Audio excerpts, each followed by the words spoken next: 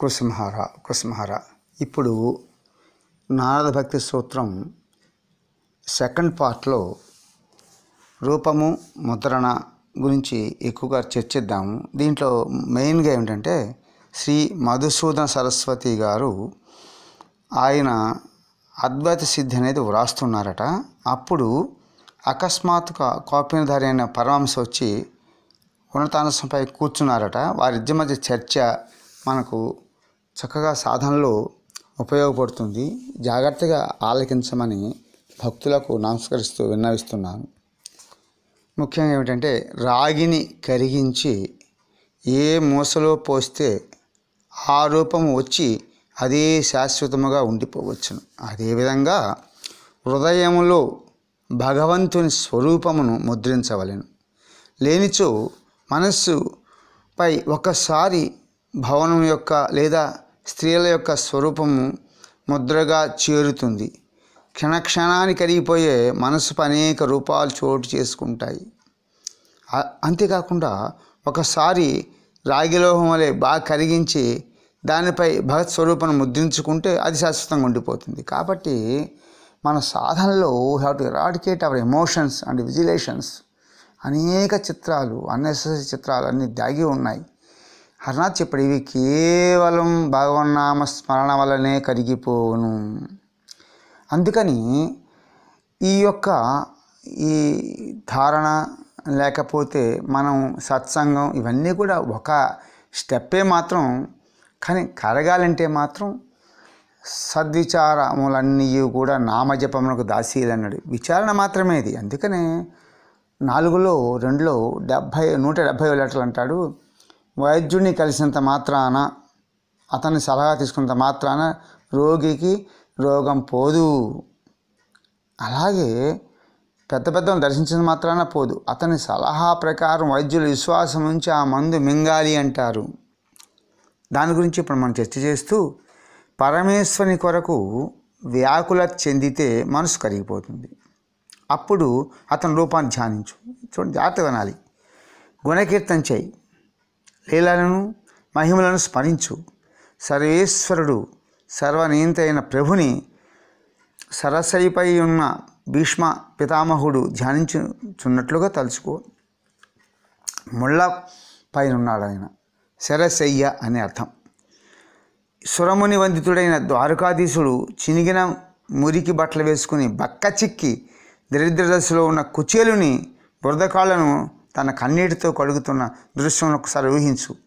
ఇవన్నీ కూడా ధారణ చేయాలి. ఈ లీలలు చేస్తేనే మనసు బాగా కరుగుద్ది. ఇలాంటి లీలలు, ఇలాంటి రూపములు మనసుండా ఎండిపోవాలి. ఇంకొకసారి పసివాడుగా నందుని ఒడిలో తల ఉంచి వెక్కి ఏడుస్తున్నట్లుగా చూడు. ఆ ఊహకే నీ మనసు ద్రవించిపోతుంది. ఇది ఈ కృష్ణ జలం కావాలంటున్నాడు.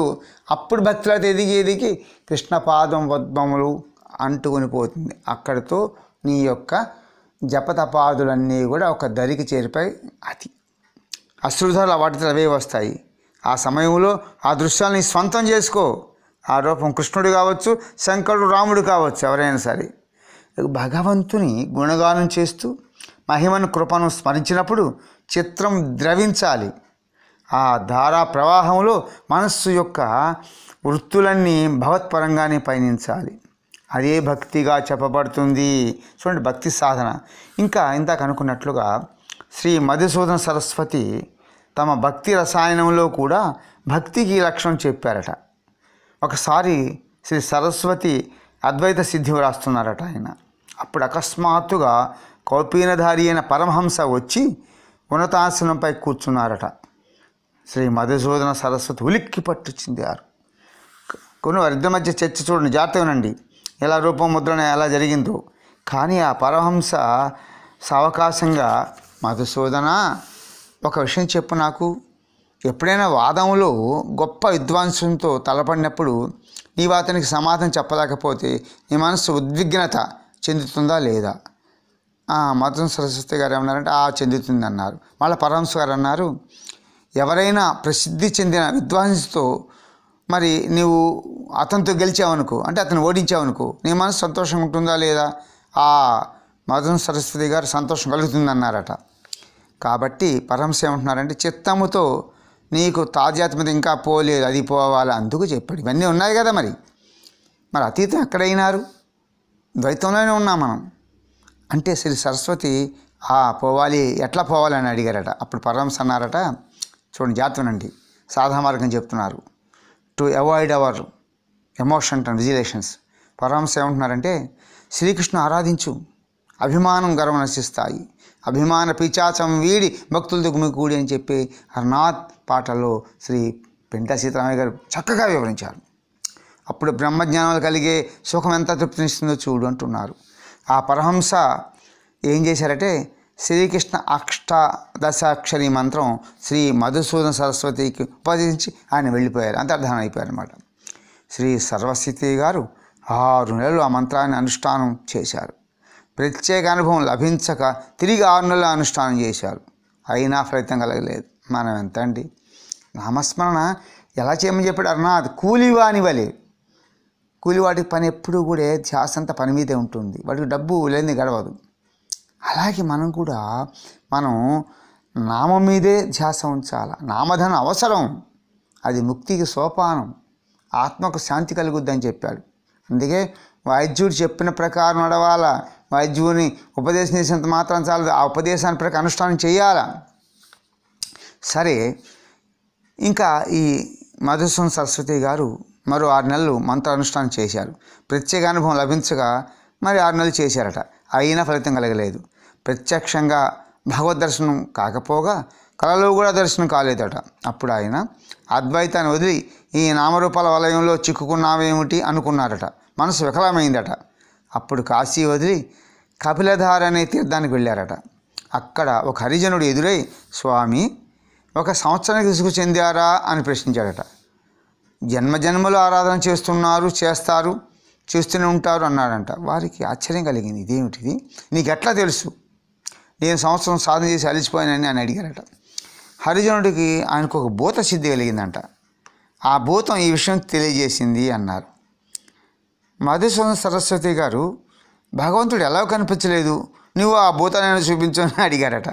హరిజనుడు భూతాన్వేషణ చేసుకునే మంత్రాన్ని ఉపదేశించారు. ఆ మధుసూదన సరస్వతి గారు ఆ మంత్రాన్ని 3 రోజులు అనుష్ఠానం చేశారు, కానీ ఆ భూతం కనిపించలేదు. వారు చాలా కోపం వచ్చి హరిజనుడిని కారణం అడిగారు. అప్పుడు హరిజనుడు, అయ్యా, నా మంత్రంలో ఏ దోషము లేదు, కానీ ఆ భూతం మీ దగ్గరికి రావడానికి భయపడుతుంది. మీరు గాయత్రిని అనుష్ఠరించారు, జపం చేశారు, 6 నెలలుగా శ్రీకృష్ణ మంత్ర అనుష్ఠానం చేశారు, ఈ శక్తి చేత భూతం కాలి భస్మైపోయిందని చెప్పింది. అంతేకాక ఆ శ్రీకృష్ణ మంత్రాన్ని ఇంకొక 6 నెలలు మీరు అనుష్ఠానం చేస్తే తప్పక మీకు ఫలితం లభిస్తుందని కూడా చెప్పింది ఆ భూతం అని చెప్పాడా ఆ హరిజనుడు.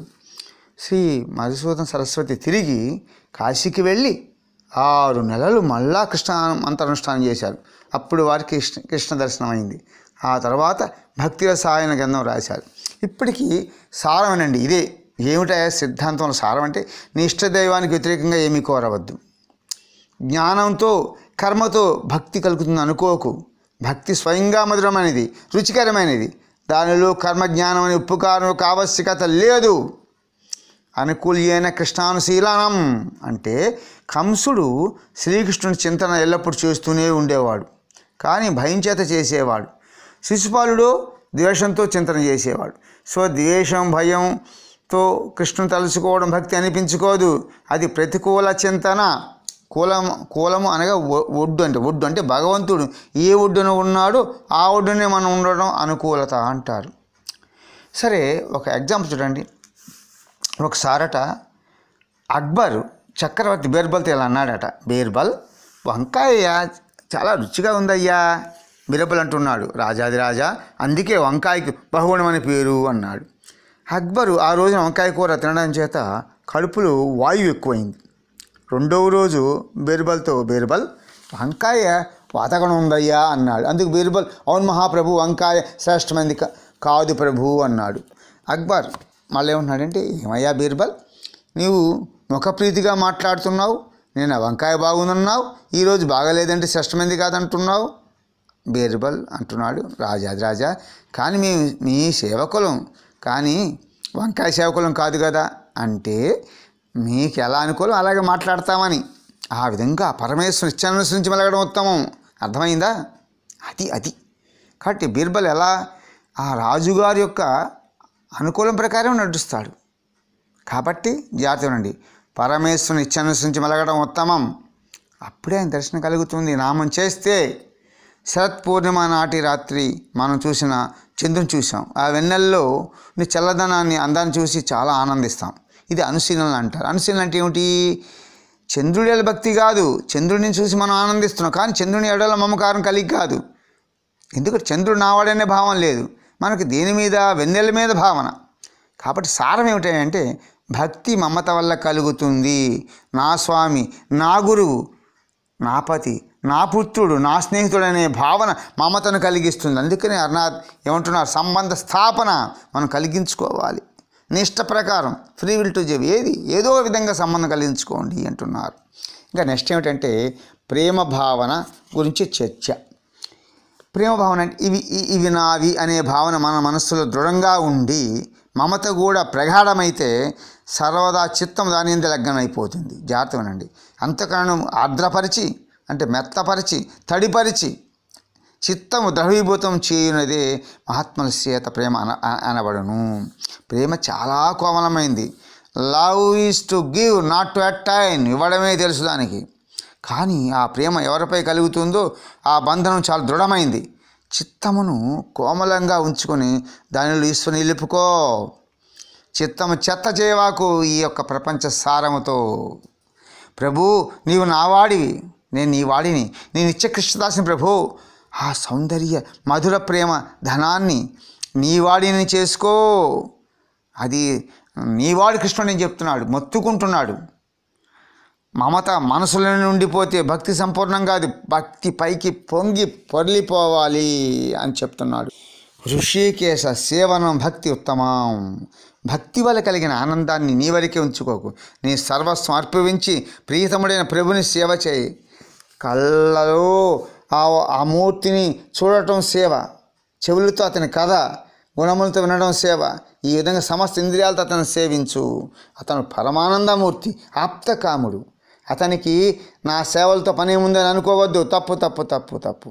ఎందుకంటే ఈశ్వరుడు స్వయం పరిపూర్ణుడు కనుక మన సేవ, మన ఆరాధన వారిని తృప్తిపరచదా అనుకోవడం ఉచితం కాదు. మన మనస్సు, మన జీవనం, మన శరీరం సార్థకపరచుకోవడానికి ఈశ్వర సేవ చేయాలి. మీ సేవతో, మీ సర్వసమర్పణ భావనతో ప్రభువుని సంతోషించి ప్రభువుతో, నా స్వామి, నా నేత్రాల కాంతిని చూసి నువ్వు సంతోషించవయ్యా. నేను నీకోసమే చీర కట్టుకుంటున్నానయ్యా. ఈ చీర అందంగా ఉందయ్యా ప్రభు. నేను అవుతున్నానే నీ ప్రేమకే నిండి ఉందయ్యా. నీ దగ్గర ఎంత పదార్థం ఉందయ్యా, ఎలా ఉంది అనే సమస్య కాదయ్యా. కొద్దిగా బియ్యం, కొన్ని పుష్పాలు, తులసి, దూర్వాదళములు, నీరు, వీటితోనే భగవంతుడిని ప్రసన్నుడు అవుతాడు. కాకపోతే ఏమిటి? ప్రేమత ప్రేమ రసంలో ముంచి ప్రభు తిను బతిమలాడు అయ్యా, కృష్ణ ప్రీతాం అని చెప్పవయ్యా, అదే భక్తియా అంటున్నాడు. కాబట్టి మనం కర్మజ్ఞానంతో ఏదైతే లభిస్తుందో అదే ఉత్తమమైన భక్తి వల్ల కూడా లభిస్తుందని గమనించు. అలా నిరూపించడమే నారదుల యొక్క విశేషత. కాబట్టి సంబంధ స్థాపన కలిగించండి. ఇప్పటికైనా సరే రోజు ప్రభుతో ఏదో బంధం కలిగించుకొని మాట్లాడుతుండండి. చివరికి మీకు తెలియని శక్తి వస్తుంది. మీతో మాట్లాడతాడు ప్రభు. కుస్మహరా